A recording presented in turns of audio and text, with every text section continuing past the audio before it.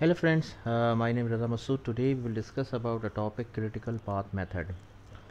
Friend, this topic is very important with respect to project management or PMI PMBOK, project management body of knowledge.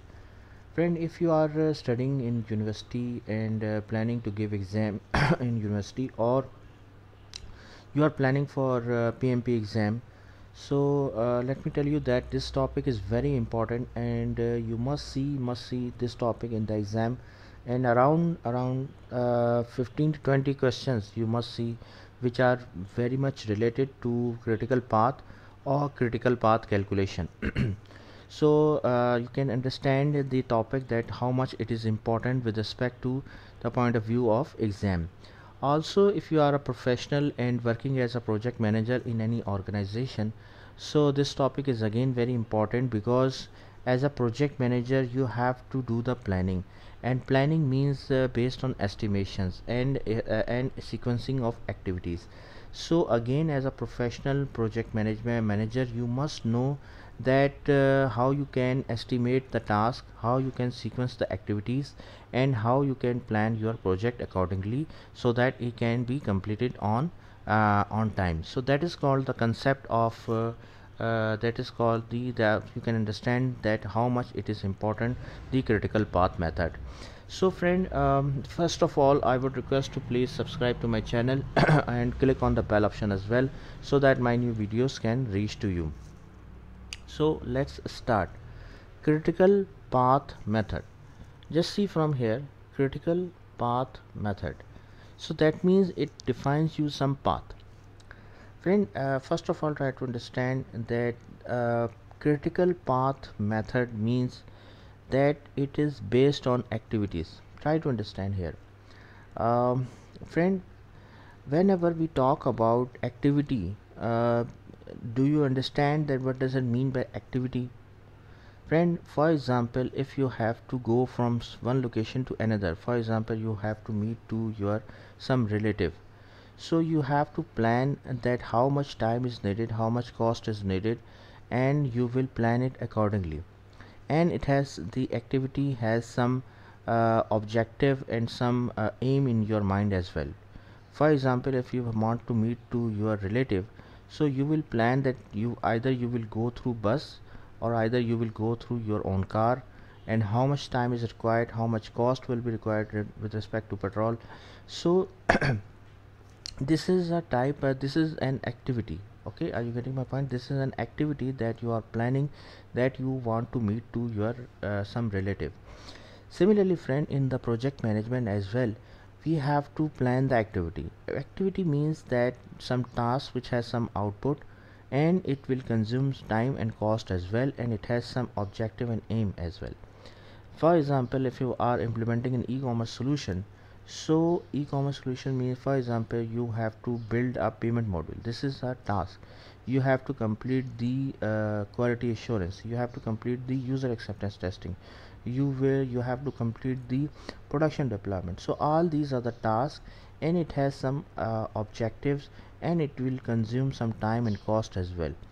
Now friend, whenever you got a project, what you will do, first of all, you have to identify the activities. Activity means some task. In project management, it means some task which has which will require some time and cost, and it will produce some objectives, and it will produce some target aim as well. Okay, are you getting my point? For example, software development, it is a task. uh, Quality assurance is another task, user acceptance testing is another task. Okay, so these are the tasks, you can take it as a activity or activity in project management. Now after whenever you got a project as a project manager, that you have to implement that project, for example, so what you will do, first of all, you have to make a work breakdown or structure. You have to divide the complete project into smaller piece of task, so that you can estimate the task. When you have the small task, you will be able to estimate the task. Are you with me? So that is, after once you identify the task, you have to sequence the activities and make a sequence between the activities. You have to see that these are the activities, and then you can sequence down the activities, so that you will know that once you will complete the activity A, then activity B will start. Once the activity B will finish, then activity C will start. So you will be sequencing the activities. Then the critical path came into the picture.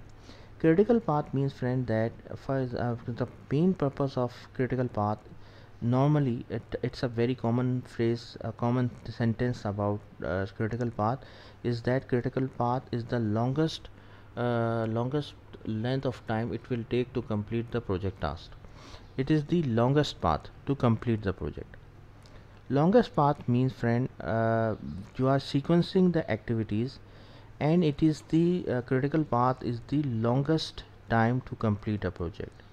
Longest path means that no activity will if there is any delay in completing the task which are on the critical path, it will delay the project duration, project timelines. It will impact the project timeline. So this is called the concept of critical path. Friend, it's a sequence of stages where you figure out what the least amount of time is necessary to complete a task with the least amount of slack.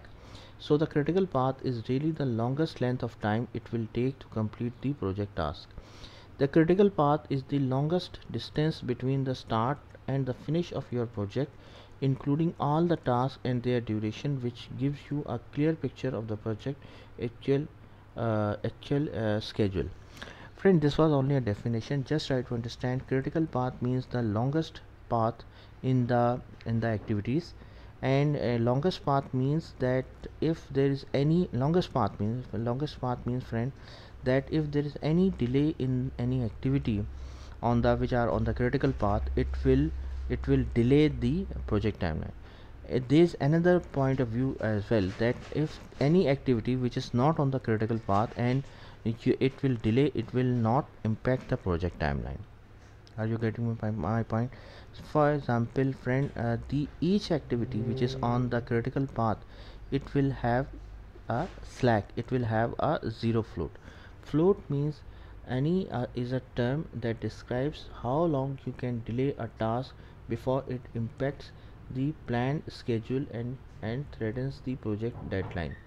When you are collecting tasks for the critical path, they must have zero float, but if the tasks do have some float, then they go on the non-critical path, which means if this task is delayed, the project can still finish on time.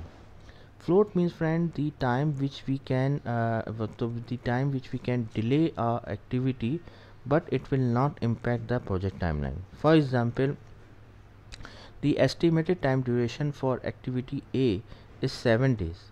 Okay, but you know that if the activity A can be delayed for one more day, however, it will not impact the overall project timeline. So this is called the concept of float here. Float or slack. Float or slack means the time which we can delay a activity. However, the project timeline, overall project timeline, will not impact, and project timelines will not be slipped.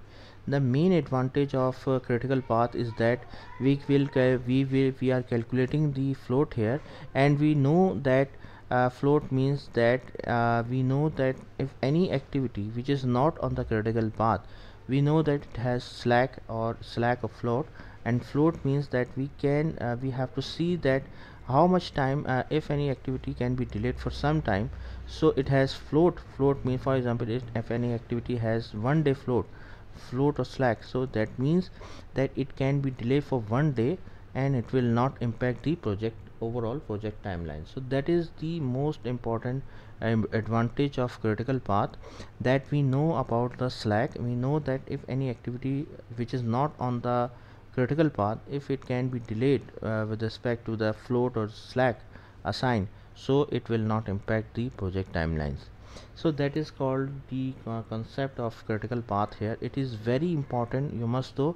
The critical path is the longest duration of the project. Longest duration means it will include all the tasks which are necessary for the project, and any activity which is on the critical path means that if any activity can be delayed which is on the critical path, it will impact the project timelines.